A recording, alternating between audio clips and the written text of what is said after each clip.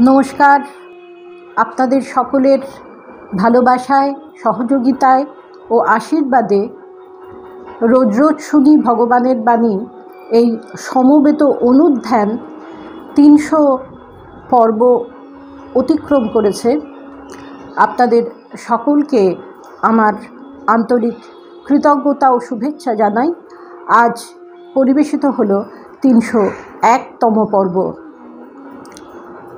আজ আমরা আলোচনা করব ঠাকুরের অন্যতম ভক্ত নবগোপাল ঘোষের স্ত্রী নিস্তারিণী দেবী সম্পর্কে। নবগোপাল ঘোষ এবং নিস্তারিণী দেবী দুজনেই শ্রীরামকৃষ্ণের স্নেহধন্য ছিলেন। এদের পুত্র নিরোধবরণ রামকৃষ্ণ সংঘে যোগদান করে হয়েছিলেন স্বামী অম্বিকানন্দ। শ্রীরামকৃষ্ণ বলেছিলেন নিস্তারিণী দেবী দশমহাবিদ্যার অন্তর্গত ছিন্নমস্তার অংশ। নিস্তারিণী দেবী বলেছেন, বহুদিন ধরে আমার স্বামী এমন একজন সাধুর খোঁজ করছিলেন যিনি তাকে ঈশ্বর লাভের উপায় বলে দিতে পারেন। তিনি একজন সাধুর উপদেশ মেনে চলছিলেন। এমন সময় তার এক বন্ধু তাকে বললেন, তুমি এই ব্যক্তির পিছনে সময় নষ্ট করছো কেন?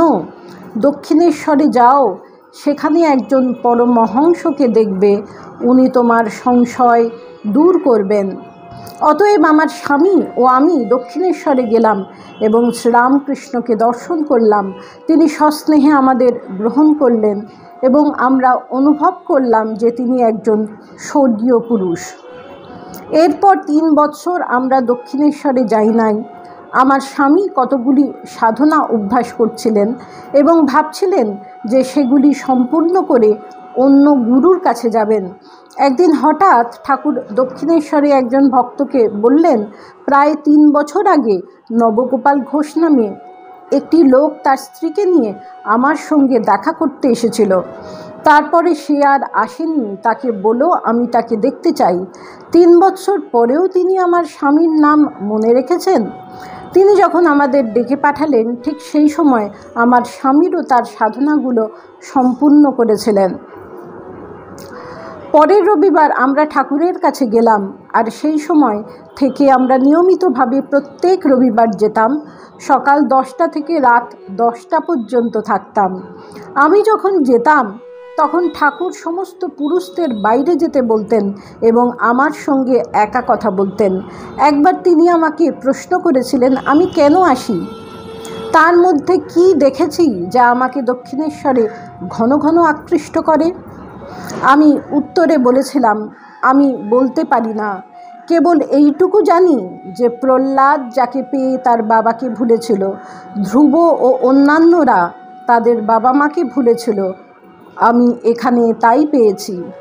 এক বন্ধু আমাকে হরিবোল বলা অভ্যাস করতে বলেছিলেন, আমি তাই করতাম, কিন্তু আমার মনে সংশয় উৎপন্ন হলো।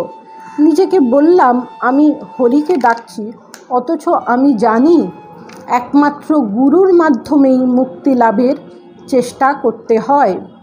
দক্ষিণেশ্বরে গেলাম শ্রীরামকৃষ্ণকে দর্শন করতে, কিন্তু আমার অশান্তির কথা তাকে বলার আগেই তিনি বললেন, গুরু আর হরি এক। একদিন ঠাকুর আমাদের বাটিতে আসবেন বলেছিলেন এবং অনেক ভক্ত সমবেত হয়েছিলেন তাকে দর্শন করার জন্যে।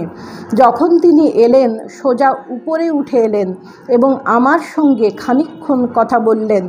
সেই সময় আমার পূজার ঘরে শ্রীকৃষ্ণের একটি ছবি ছিল এবং আমি তাকে বললাম আমি শ্রীকৃষ্ণের দর্শন লাভের জন্যে ব্যাকুল।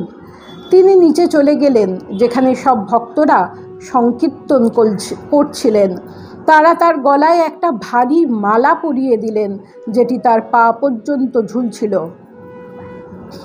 তৎক্ষণাৎ তিনি সমাধিস্থ হলেন এবং অবিকল শ্রীকৃষ্ণের মতো রূপ ধারণ করলেন। তাকে দেখে সমস্ত ভক্তেরা এক উচ্চ ভাবে আবিষ্ট হলেন। পরে তিনি আমাকে জিজ্ঞাসা করেছিলেন আমি সন্তুষ্ট হয়েছি কিনা।